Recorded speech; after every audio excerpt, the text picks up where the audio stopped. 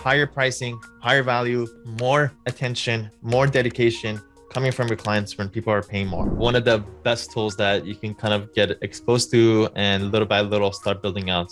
Subscriptions are always worth it. Okay, I'm going to explain this why. At this point, I do it very passively. It doesn't take that much of my time to bring in new clients. And the biggest factor in my growth in the past 5-6 years is been having a mentor. It's important to be instinctual and trust your instincts and just say it as it is. Overthinking things too much. For a new practice type, basically get an entire system up and running and generating clients within less than a day. Welcome to my legal academy, helping lawyers work smart, scale fast, and enjoy life. Sam Mollaei, thank you so much for coming on Law Subscribed. I'm so happy to have you. Please introduce yourself to my listeners. Hi, everybody, and thank you for having me, Mathew. I'm Sam Mollaei. I'm an attorney, but I've been on the business development side and disrupting the legal market in the last 8 years. At this point, I have 6 law firms. I also run an online academy for lawyers, teaching lawyers how to work smart, scale fast, and also enjoy life. All right, well, I couldn't have gotten a better guest then, because I'm all about disrupting the legal industry. Now, I'm coming at it from let's eliminate the billable hour and disrupt the way we charge for legal services. But that's just one narrow focus, right? There's so many different ways that we could disrupt the industry. So before we even get into your background, I'm curious to know is your why? Why do you want to disrupt the legal industry? Because I've worked in a traditional law firm in my first year as an attorney, and I realized that people are made different. And some people are meant to do what they're told, and some people, I think, thrive when they can pave their own path. So when I kind of got the opportunity for me to be able to build a law firm from scratch, be able to apply everything that I learned from books and watching a lot of YouTube videos from scratch, and I could see that, hey, if I do it my way or if I do it this more efficient way, then there are some huge benefits. I could basically be able to control my time, able to grow faster. I could do things more efficiently. That really opened up my eyes to basically paving your own path. And now for the past almost 4 years now, I've been on a journey to kind of share these views that I've had from my own law firms and also be able to break lawyer limiting beliefs, kind of tap into everybody's potential. I strongly believe that people are a lot more capable than what they think that they're capable of. And I try to tap into that, and I try to empower people to be able to achieve whatever that they want. Yeah. You had some great keywords there, and I almost feel like I need to go into the limiting beliefs thing. But that is for my legal academy and so many other podcasts. What interests me more, the subscription attorney, is you said be more in control of your time and be more efficient. But that doesn't make sense if you're billing by the hour, right? So what do you mean by that? I want to deep dive on that. Tell me more about what you mean when you say be in control of your time and be more efficient and how that works. So in order for you to be wealthy, you need to make money when you're not actively working. If you are in a field or something that you have to work for your money and it has to be active, then you're always going to be capped, limited. You're going to eventually be burnt out because you're always have to do something to make the next dollar. And you could do it. And some people do it for 10, 20, 30 years. But ultimately, you're going to ask yourself, what was this for? Where did I get in my life? Instead, I think people can tap into a couple of big ideas. One is scalable actions. That means drop those actions that are one-to-one. I got to do something to get something back. Instead, what if I put one input for many outputs? One video for hundreds and thousands of people to watch. One funnel, one website that could reach hundreds and thousands of people. Those are kind of scalable actions, your own actions that produces multiple outputs. And the second kind of power that's I think is very strong and that people could tap into is leverage. Leverage just means that you're able to do minimal input for maximum output. Same idea as scalable, but in different forms. When I think about leverage, there's different types. One is, having people on your team. That's the lowest form of leverage. Another form of leverage is technology.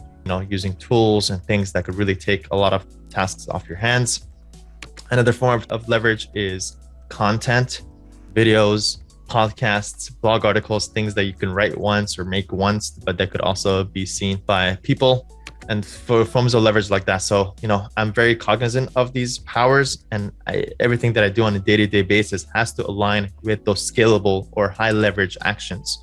So then when I realized this about 6 years ago, I stopped taking on calls from clients because it was a one-to-one. If I'm on a call with a client, that means I can't talk to 10 other people at the same time. So I started flowing people through my email inbox. And I realized, wait, even if I'm sitting there, flow people through my email inbox, I have to sit there and answer emails. Well, what if I leverage my team to answer my emails for you? And instead I could focus on creating the system that could bring on the clients and my team to the answer. So I was able to replicate it and apply these scalable and leverage kind of actions to be able to kind of grow exponentially. Yeah, I've been hearing more and more through like legal podcasts, legal YouTube videos at the conferences about getting out of your email and outsourcing your email to an assistant or virtual assistant. And so this is one of those ideas whose time has come, right? Is get out of your email as a business owner. So it's great to hear you say that. Going back to the people and technology component of leverage. Right now, at least in the legal profession in the US, at the time of recording, there's a labor crunch.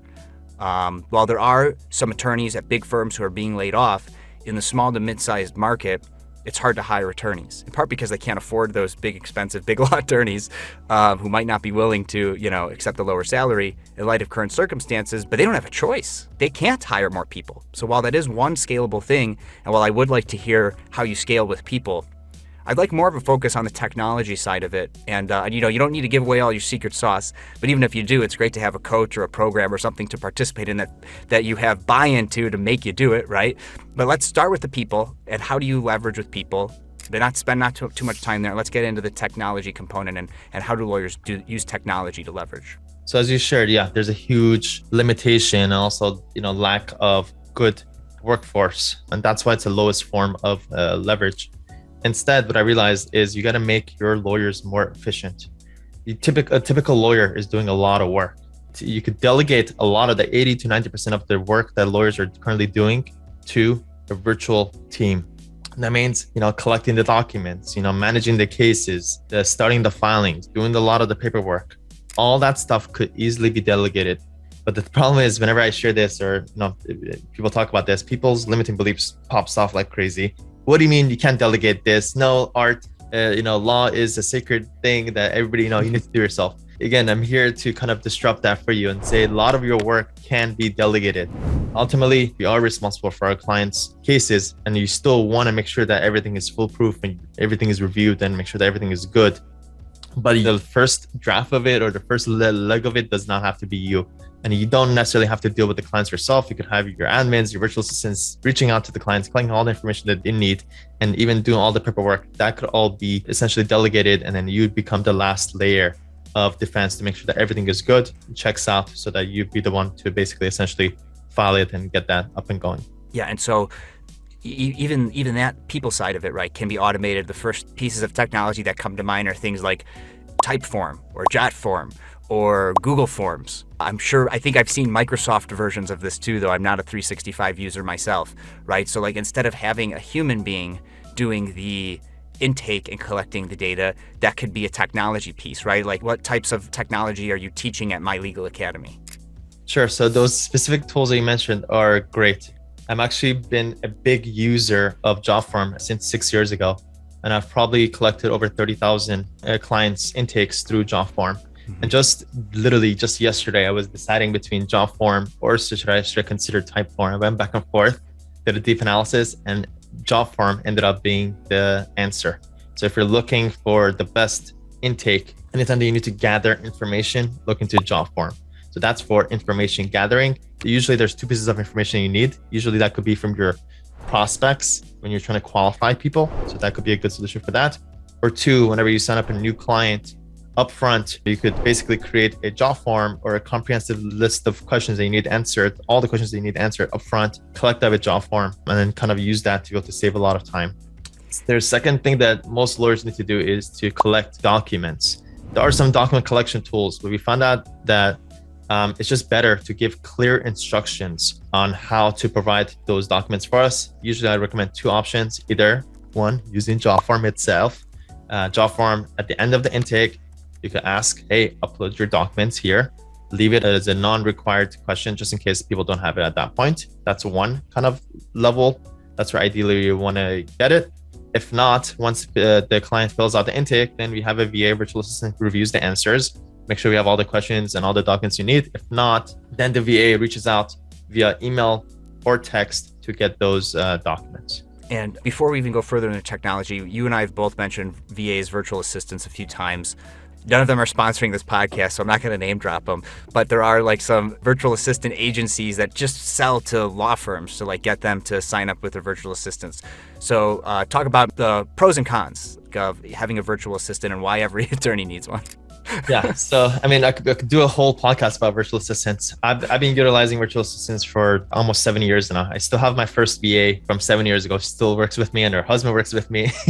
And, it's a joke, but maybe her, kids could end up working with me too. But they're very high leverage, very high ROI thing to do is to have as many virtual assistants as possible running the day-to-day operations for your law firm. In regards to how to find and how to hire virtual assistants, lawyers have two choices. Either option A is to go hire them directly yourself. There are platforms like Upwork that allow you to find virtual assistants. There's the benefits of using a platform like Upwork is you have a big talent pool. You have people that you can be able to kind of hire directly. That's a huge benefit. They're usually more inexpensive because you're paying them directly. And then option B is you can also use a VA agency. As Mathew mentioned, there's plenty of them. But ultimately, what I realized is that most tools and expenses in life, it's not about how much they cost or what are the differences. It's about what am I getting out of it? And are you getting the value out of it that you should be? Don't get stuck in this, which company is better. I would just say any company that you've been exposed to for VA is good as long as you utilize it, as long as they could quickly hire somebody for you, in less than a week. The one that I talk about, I'm not directly involved, but it's my mentor's company. It's called LegalSoft. You can look into them. They also offer a solution like that. With your firm's use of JotForm, in what way is that then the data that you collect communicating with the other data or technology that you're using? I don't use JotForm, so are there built-in APIs? Are you using like a Zapier or a Make? Like how are you having it communicate with other technology at your firms? Yeah, so JotForm just collects the information. Now you need to integrate that information to go to the next step, which is basically give a notification to our team. You use that information to start filling out some paperwork. And for that, I've been using the biggest automation tool online, Zapier. I've been also a long-time user of Zapier, and I've been able to take Zapier and really use it more and more every day. These days, I have 220,000 automations per month that are running through my operations, which is the maximum plan on Zapier is 50,000. I've been able to quadruple the maximum plan. And yeah, it's a higher leverage kind of thing that you can do. Again, take information. Usually there's two pieces of information that you need to automate. One is what happens when leads come in. And second is what happens when new clients come in. So this is something it's a technical part of our program, teaching you. We have a team that helps set these things up. And I'm actually just in 2 weeks, I'm doing a free training basically called Zapier for Lawyers. I automate 220,000 automations per month using Zapier. It won't, but what I can do is I could promote the training and say upcoming guest on Law Subscribed is having this training. Go to the training, and then in a few weeks you could listen to the to the episode. Or if you actually just go on YouTube right now, when you're listening to this, go on YouTube, search for My Legal Academy, find my channel, and the training will be posted there. Just go, you'll find the Zapier training. If not already, I've actually did a Zapier training 2.5 years ago. I've been talking about Zapier for a while, and it's all there. Zapier is probably one of the best tools that you can kind of get exposed to and little by little start building out. These tools and stuff is not going to go away. It just becomes more and more important over time. And the lawyers and law firm owners who are able to leverage these things sooner, then they're able to kind of grow faster and kind of get ahead of the pack. So yeah, if you've been exposed to JotForm and Zapier and you haven't really implemented these things, these are really crucial, and definitely take advantage of it. Some of the technology that we've talked about, Zapier and JotForm, these are even arguably virtual assistants, right? You're talking about monthly subscriptions, or biweekly if you're paying a VA biweekly, right? So this is the Law Subscribed podcast, so we're all about subscriptions. So what other subscriptions are you paying for that power your law firm, Sam? At least 60 to 100, at least, if not more.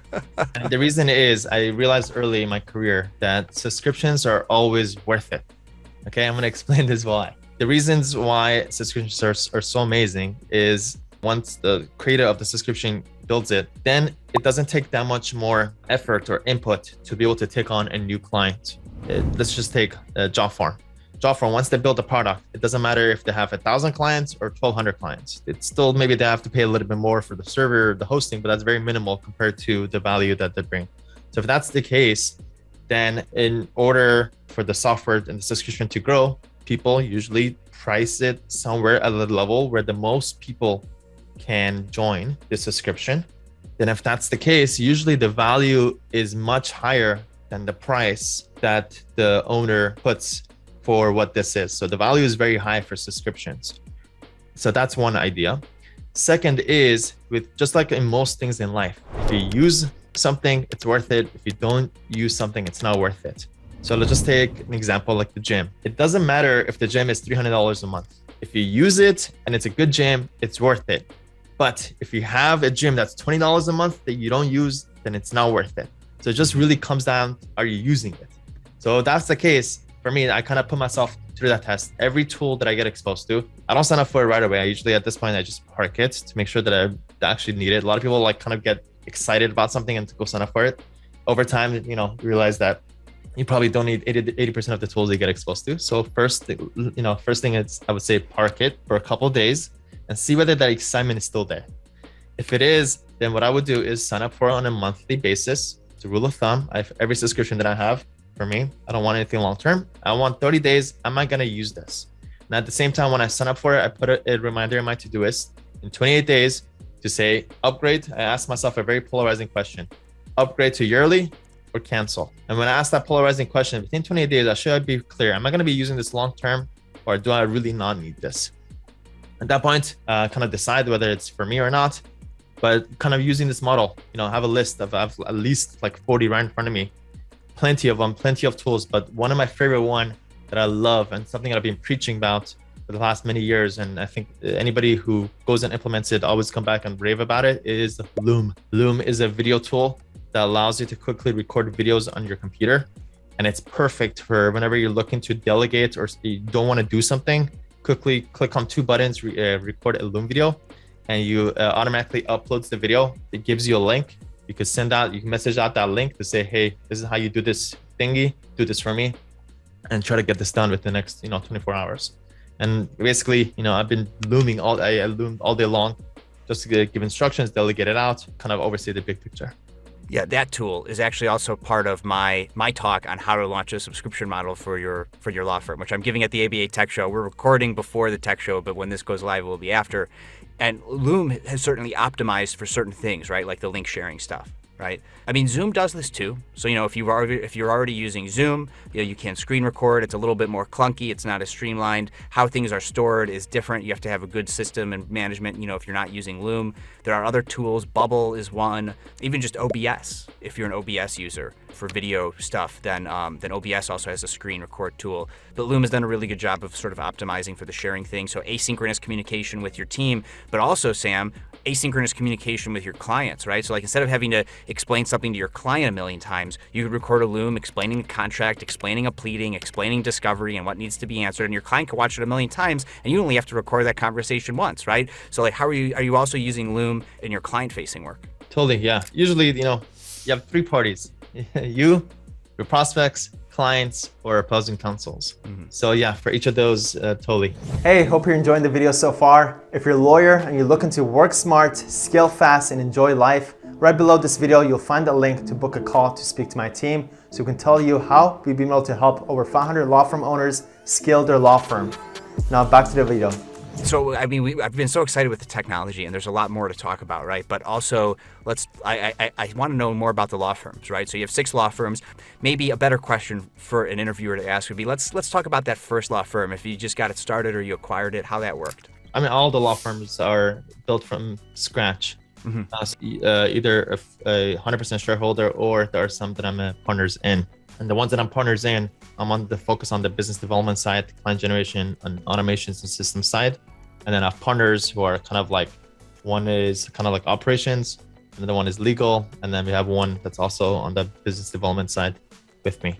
So it depends, different practice types, different roles, but across all of them, the focus for me is always client generation, business development, and systems and automations. So we'll just call you the ultimate rainmaker? It's up to me. It's a lot of pressure, but it's good pressure because I know how to do it. At this point, I do it very passively. It doesn't take that much time of my time to bring in new clients. What I do is I'm very good at creating ads and funnels and automations, and I'm able to even these days, like in less than 2 hours for a new practice type, basically get an entire system up and running and generating clients within less than a day. Sounds crazy, but yeah. Yeah, no. That's excellent. Certainly, as a solo practitioner, my ears are perked up at hearing that. So, talking about personal injury, we're talking about real estate. Like, what other practice areas that your firms operate in? Employment law, lemon law, car accidents. I've done property damage, which I stopped. I've done workers' comp, which I stopped. Business law and transactional, like LLCs and S corps. We also have the biggest service for ITINs, ITIN numbers, individual taxpayer identification numbers, and then I also have a folder full of 60 other things that I've researched and I'm potentially going to get into, as long as I find the right partners to do it with. Right. And so part of that too is, are you hiring? Do you need me to put a link to, any attorney listeners? Yeah, that's by far my biggest need across everything that we do, is just solid team, solid people who are long-term thinkers and are willing to kind of hold it down. My secret sauce with hiring is just to meet and talk to as many people, figure out what you're good at, what you enjoy doing, and then I have plenty of positions. I have multiple positions for every role you can possibly think about. So if anybody needs a job or anything, or if you know anybody that needs a job, find my contact information, send me an email, sam@mollaeilaw.com. Send me an email. I'm always recruiting. Yeah, and that's coming from an attorney who has created other efficiencies in their business, right? So at the point that you're ready to hire, I mean, it's grow, baby, grow, right? I mean, once you're hiring. Yeah. Let me also share one epiphany I had. A lot of lawyers or law firm owners go through phases where, okay, now I need to hire. It doesn't work that way. Recruiting is a non-stop activity. You should always be recruiting. Always, day in, day out. Be on the lookout. There's a really good book called Who, where basically, be on the lookout for people that you can always, bring onto your team, because your team is one of your biggest assets for your law firm. So you're covering a lot of different practice areas, which is really interesting. I mean, again, 6 firms. How are you handling the billing? Are you still doing billable hour, contingency, flat fee, subscriptions? Like in what ways are you billing clients? They're usually contingency, and and most of it is pre-lit, but some of it is also litigation. But we have in-house, lawyers who are handling the legal side of things.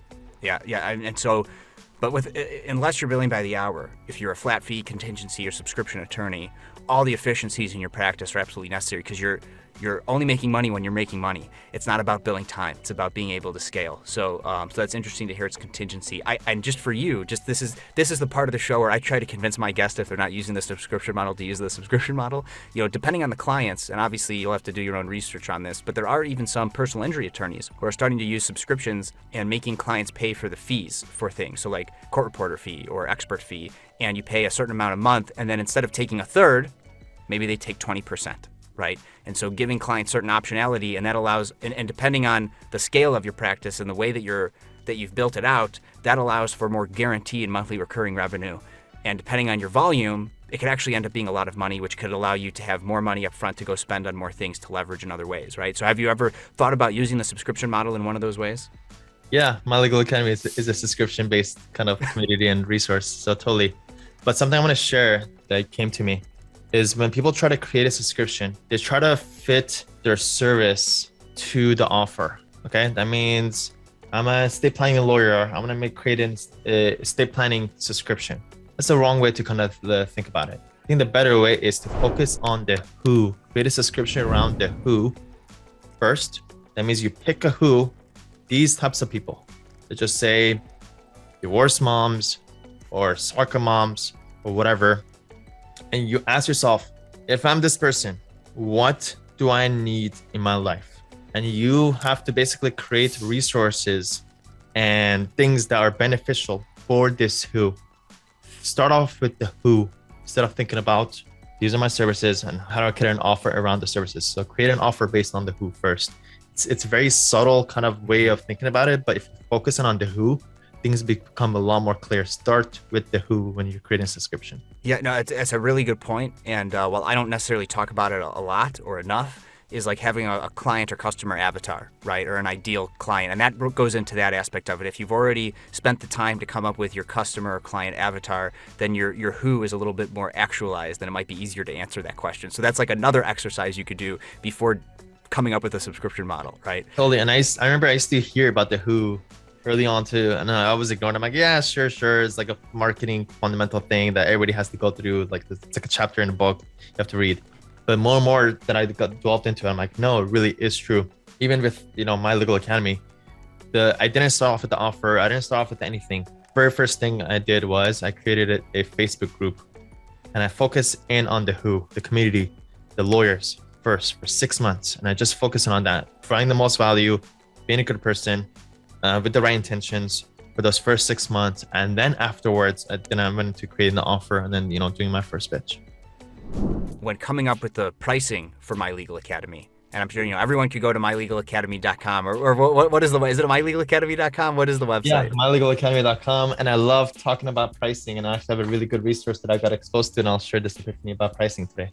Yeah, great. Okay, so go on mylegalacademy.com, sign up, find out the pricing and everything. But I want to talk a lot more of the philosophy and the strategy around pricing, right? How was it that you came to using the subscription model for My Legal Academy and then came up with your pricing? Two things. One is I typically like high ticket offers. And the reason is it's not for me, but really it's about getting the ideal client. You're dealing with a lot better clients when you're in a high ticket offer. And not only that, you can also provide higher value, getting paid higher pricing, higher value, more attention, more dedication coming from your clients when people are paying more. So that's the one thing, high ticket versus low ticket. Second thing is I found a really good resource. This guy, Ryan Doris, he just took over consulting.com, and he has amazing emails. Their emails are so good. I literally print them out and I study them. So one of the things that I read is called pricing pockets. Pricing pockets means if you're within this price range, then you won't find much pushback for making it on the higher side of the price range. So for example, if you're between the $30 to $300 range, then you could potentially take that $30 offer and turn it to a $300 offer without that much change in the demand. So that's one pricing pocket. Another pricing pocket is between $300 to $1,000. If you're charging $300, you could potentially charge something for $997. If you're between $1,000 to $5,000, $5,000. If you're between $5,000 to $9,000, $9,000. So if you find yourself in those pricing buckets, kind of challenge your own pricing, test it out. A lot of people starts off from within. First, people don't feel like they have enough value, so they don't trust themselves to put it out there. This is what I'm charging for. But if you're doing something good with the world and you're providing really good value for your client, then I challenge you to increase your prices. And again, don't just, the increase in prices isn't just to increase your profits, which is an amazing benefit, but also you could now take that extra profit and make it even a better offer and more value. And that allows you to get more clients and provide more value to your clients. And basically it's a win-win across everybody. Yeah, that is interesting. And I am curious to see that and see the research that's backing it, because I'm sure there is psychological research, because one of the things we talk about is on this podcast is how you shouldn't give potential subscription clients more than 3 options at a time, right? 2 is better, because if you have 2 options, it's pick between the 2. If you just give them 1 option, then it's yes or no, and no is an option, right? So sometimes 2 is ideal, but no more than 3. Otherwise, human psychology can't handle it. There's a lot of science backing that up. But these pricing buckets is also a super interesting idea that I haven't delved into too much on here. I have had attorneys on who talk about value-based pricing, right? So and this is normally when you're transitioning from billable hour to a flat fee or a subscription model, where what's the value of what you're providing? Stop billing by your hour and think about the value of what you're billing. So there's definitely a lot that can be said there, and I think that what you just quoted, it will be super useful, valuable information to those types of attorneys thinking about that. But my question for you is, with regard to the market opportunity in the access to justice and latent legal market space. And so without question, I think you're right. I think there is opportunity for lawyers to come in with value-based pricing to supplant billable hour attorneys who could still potentially make the same amount of money, but you're no longer billing your time, or even more money, right, with value-based pricing. That's a red ocean. Those markets are using legal services right now. But there's this huge opportunity of people who can't afford expensive billable hours. And so how do you serve that market and also make a lot of money potentially, but with the same kind of a thing in mind, right? Like do you have any ideas around there? My strategy would be in that situation would be to have a completely free community, nothing low ticket. I'd rather have a free community to bring them on there. And then on the back end of that is my main offer. If it's low ticket, it's just, I don't see it as sustainable because in order for you to bring good value, It has to go beyond you. You have to build a team. You have to build infrastructure. You have to provide more resources than what it is. And that has a cost to it. So where's that money going to come from? So it has to come from somewhere. But if the intention is right, that you still want to, obviously help people and serve people that can afford it, then in that case, if that's the intent, then just make that the free community. And then on the back end, have a more exclusive, more intimate little community with maybe a little bit more support and a little bit more closer interaction to the leader to get value. Yeah, it makes me think about the Council for Creators guys, who I haven't had on the podcast yet. I think they charge like $100 a month, which is low ticket in a way. I mean, some people can't afford that, but like you're usually talking about small business owners who join that thing. And then so it's kind of low ticket, so it's like not quite a free community, but then it is like a community model, but you start out as a paid community, and I know they're upselling those clients, right? So, I mean, we see that model working there. Would you think what they're doing is also valuable, is have like a low ticket entry into that type of a community and then upsell later? Yeah, actually those guys are part of our community. They went through my program to kind of learn how to generate clients and all that stuff. Yeah, but I would probably, if it was me, I would push that 97 to 297, and then really focus in, creating an upsell from that. Yeah, and there's no one right way to do it, right? Like, I mean, well, if Sam believes maybe there's one right way to do it, but there's no one way to do it, let's say, and so experiment, right? The point is do something different than the way that law is being practiced right now. So we've mentioned the website, we've mentioned the YouTube channel. Sam, you also have a book called Virtual Law Firm Secrets, right? So tell us a little bit about the book. Yeah, the subheadline is how to run your law firm so it doesn't run you. So if you feel like you've been kind of stuck and you feel like you're like kind of very active law firm operator, then this kind of this book exposes you to a lot of automation concepts and actual how-tos of how to automate a lot of that tedious and repetitive work off your hands. This is like, essentially one of my secret sauces, how I'm able to run 6 law firms at the same time. This is pretty much how I do it. Do any of your law firms have any physical presence anywhere? Yeah, we do. Actually, over time, we've been gravitating towards a hybrid model. And I think the hybrid model is the best way. Virtual has its benefits, has its perks, and you take advantage of whatever that, you can turn to virtual. The way that we kind of see it, and I think the best way, is to have headquarters in-house with your key staff, like your directors, your intake managers, your attorneys, things like that in-house. But your day-to-day, like your intakers, your document collectors, your people that do the filings for you, and etc., all those will be virtual. That is by far the most efficient kind of model. Also bypasses a lot of, again, the issues that we have with like finding good staff. You have a virtual operation, and you don't have to worry about that as much. And then, and then at the same time, you have good control and good management with your in-house people. So I think that's probably the best way to do it, hybrid. Yeah, and a Google business profile you could have then if you have an in-person thing, and that helps with searchability and findability and stuff, right? Yeah.